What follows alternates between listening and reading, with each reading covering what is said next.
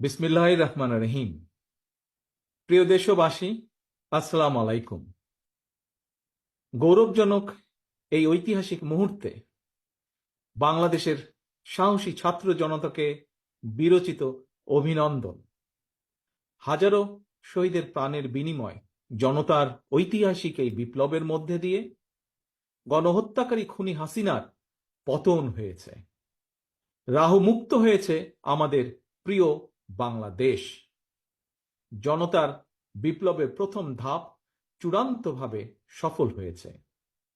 লাখো শহীদের প্রাণের বিনিময়ে অর্জিত বাংলাদেশ কখনো পরাজয় মানতে পারে না।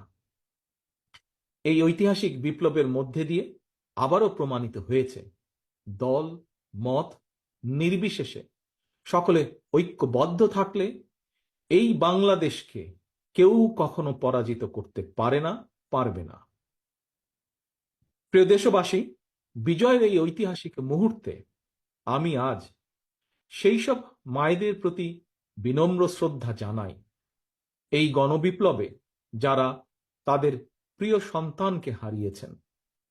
এভাবে গত 15 বছরে ফ্যাসিবাদী শাসনকালে অনেক সন্তান তার প্রিয়তম পিতাকে হারিয়েছেন, অনেক স্ত্রী প্রিয়তম স্বামী হারিয়েছেন। গুম খুন অপহরণ করে অসংখ্য মায়ের বুক খালি করে দেওয়া হয়েছে। আপনাদের সন্তানের শহীদ মৃত্যু, স্বজনদের ত্যাগ, তিতিক্ষায় 2024 সালের 5ই আগস্ট